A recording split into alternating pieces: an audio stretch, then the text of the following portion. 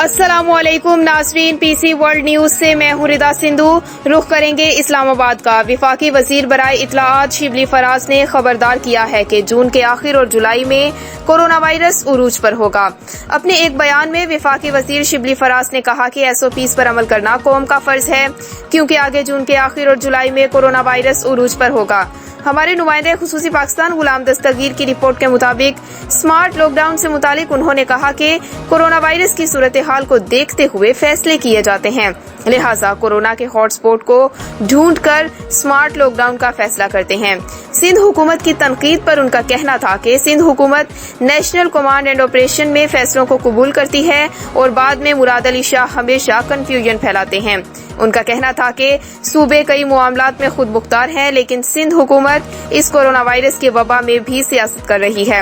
واضح رہے کہ ملک میں کورونا کیسز کی تعداد میں روز بروز اضافہ ہوتا جا رہا ہے۔ اب تک مجموعی مریضوں کی تعداد 1,85,034 ہو گئی ہے، جبکہ اموات کی تعداد 3695 ہے۔